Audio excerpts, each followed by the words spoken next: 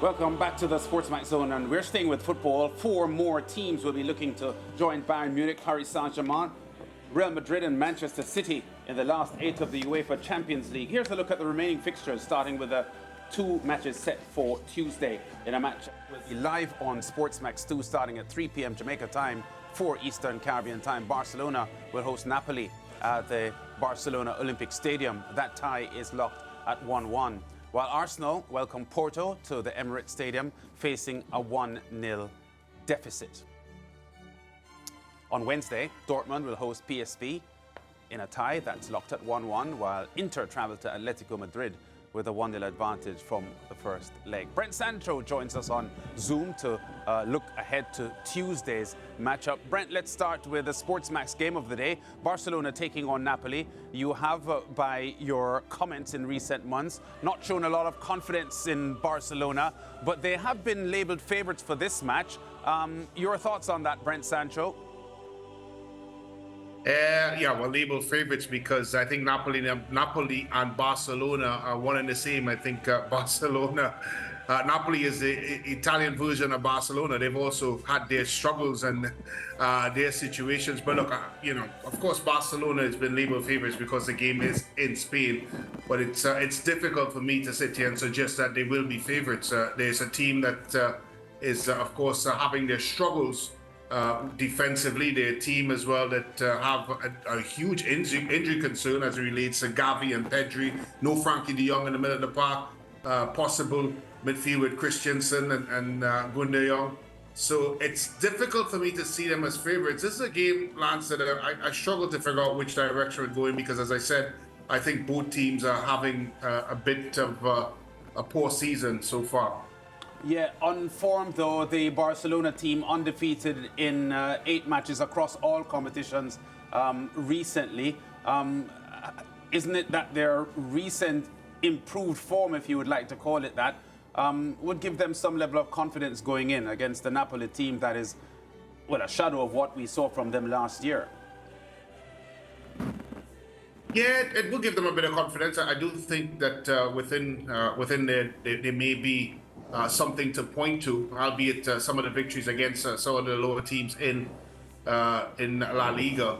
But still, Lance, it doesn't cover the fact that they're still extremely inconsistent and they're still a team that it has their struggles defensively, a lot of individual defensive mistakes. In this game in particular, of course, Osimhen turns quite easily and finishes, and they've had to play players coming up from the youth system that probably they would not have played. So I think that's why I'm not convinced of this Barcelona. And also to add, Lance, this is a Napoli team that is showing some signs of resurgence here. Of course, you have to take into consideration that Coach Sarri was fired, I think, the day before that first game against Barcelona. And since then, they've gone on to play quite well. I watched them on the weekend on Friday, to be exact. Napoli, that is. They played against a very difficult Torino team and still was managed to get 23 shots on goal. That shows me that it's a team that's starting to find their footing offensively and can be a threat. And truth be told, if I was to put a hedge on a bet here, I would probably go with Napoli to steal this one. Yeah, and Brent, you just touched on the fact that Barcelona has had no choice but to go with youngsters because of the injury crisis that has, of course, occurred, losing many of their key players. One player that has really stood out for me, Lamine Yamal.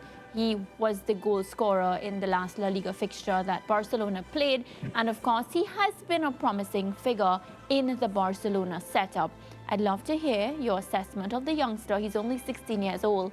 And if you think he can, do something for them, Champions League. Well, I listened to a comment from Xavi that said that he's shown flashes of Messi, which is a big credit to the youngster. Look, he's defied logic. That's the best way I could describe him, simply because he's done things that you wouldn't think a 16-year-old can and is capable of doing. His game is mature beyond years, and you only see an upward trajectory for the young man. It's scary to think if he continues on the pathway that he is, where he will be. And his contributions so far this season for a very, very poor Barcelona team has been exceptional. Imagine if he was playing in a team with a Busquets and a Xavi and a Iniesta, where would he be? But that being said, what he's shown so far has been nothing short of sensational. Yeah. Yeah, and Brent, just one more quick one on Barcelona, because news just coming through that Ferran Torres, who Xavi was hoping would be ready for the encounter, has been ruled out. So nothing going the way of the Barcelona coach, and more bad news coming through for them ahead of tomorrow's match. Yeah, Ricardo, their injury list is, as much as I've not been an advocate of Xavi and of course his coaching credentials at Barcelona, I would have to say that his injury list hasn't helped his cause and continues to get worse and worse.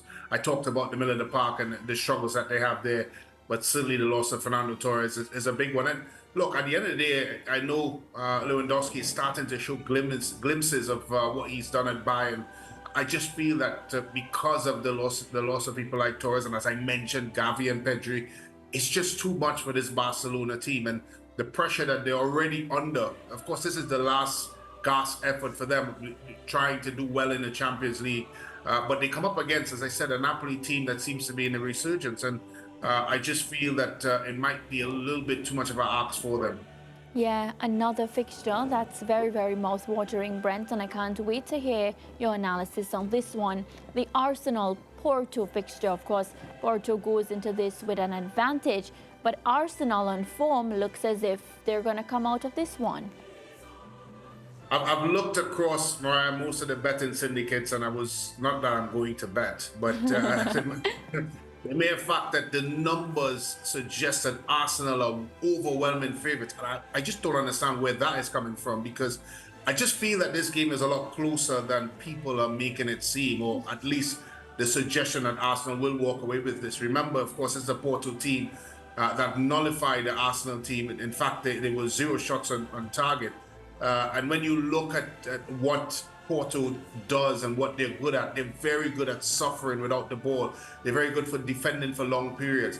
And now they've added a goal threat. They beat Benfica a couple of weeks ago, 5-0. So it's a team that you can't write off. And yes, I know Arsenal is in tremendous form in the EPL, but this is Champions League football. This is a club, Porto, that has gone away to big clubs in European nights and caused an upset.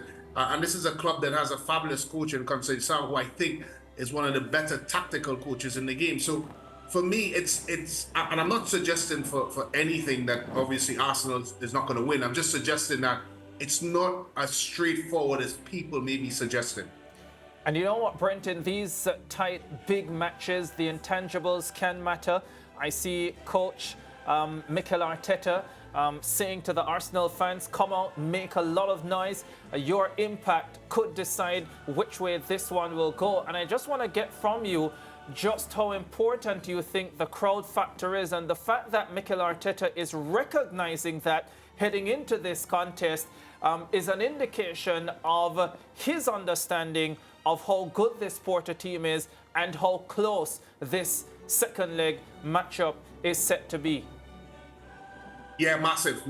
And Ricardo, I will add this.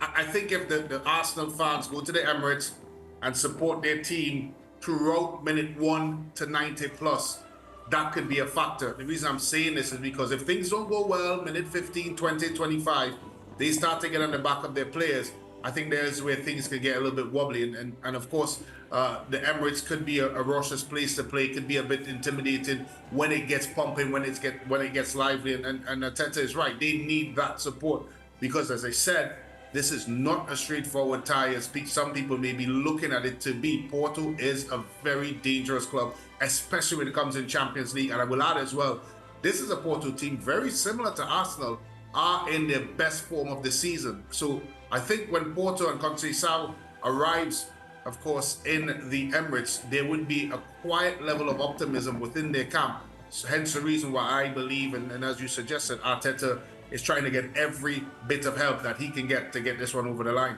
Approach, Brent, especially when you consider how much Arsenal were shut out in the first leg. As you pointed out, no shots on target for that first encounter. What do you suspect the Arsenal approach will be? I am expecting that the Porto approach will be very similar to what we saw in the first leg, and what we have seen of them all season, as you pointed out, they don't mind suffering without the football. Yeah, I think Arsenal, first and foremost, have to raise the tempo of the game. They'd have to play it at a faster pace. They'd have to move the ball a bit faster. They'd have to be a lot more patient in the understanding that things may not go their way. And I think if the collective, Ricardo, is not going well for Arsenal, I think they have to look at the individual talent that they have. And they do have quite a few players that could unlock a football game. And those players need to stand up and be counted in this one. Because, as I said, it's not going to be an easy night. But for me, the first 10, 15 minutes is critical that Arsenal play on the front foot, play at a high tempo, zip the ball around, probe the Porto team, be incisive, be brave and play in pockets, and of course be very much incisive and execute when it comes in the goal scoring region, because that's the only way they will beat this team, because Porto is a master of the dark arts, master of, as I said, suffering, and master at defending for long periods, and very comfortable in doing that. Yeah, Brent, I've listened to you carefully over the past couple of minutes talking about these four teams that we'll be looking at on Tuesday, and you don't seem overly impressed by any of them. You don't suspect that the Champions League winners for 23-24 will come from those matches on Tuesday, do you? Not that I see. Certainly, if and I know a lot of Barcelona fans watch the Zone, no chance. Absolutely no chance. It's coming from Barcelona. Yeah. Porto is a team that can, of course, as I said, they can suffer, and they've learned their trade in the Champions League, but I don't think they have enough quality to win it. And of course, the other teams, I just don't see it happening. Certainly not Napoli ability to do it, and certainly not Arsenal, despite the fact that they're playing well in the EPL.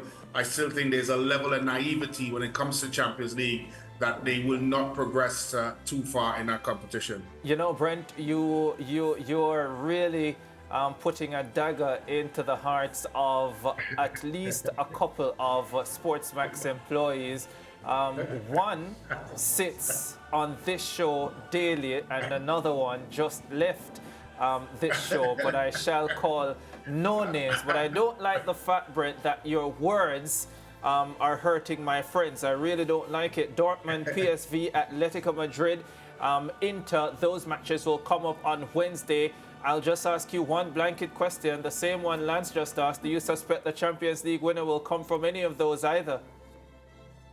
I do. You know what, Ricardo? I do have a genuine, I don't want to use the word fear, but there is a little bit of belief in that Inter Milan team, because they now have turned their ability to be very rigid and difficult to play against with a bit of match-winning prowess, and that's Lautaro Martinez.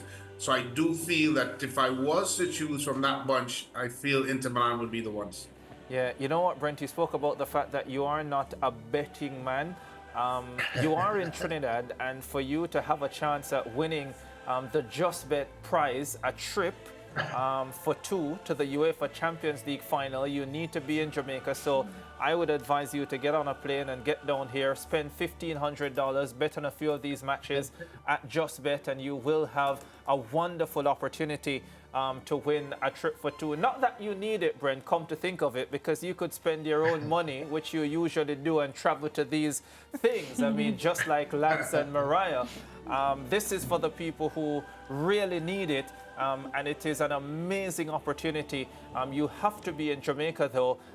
I would suggest that if you're not, you could always take a plane, come bet, and yeah, see if you win. Right, Lance? Or you can bet for them, seeing that you're the only one who is broke. Yes, or call a friend. Call a friend. Break time. No, being that you twisted my arm to come to Jamaica, I'll be there quite quickly and make that bet. Thanks for twisting my arm. And thank you so much, Brent, for stopping by on the SportsMax Zone. Thanks, guys. Have a great one. You too.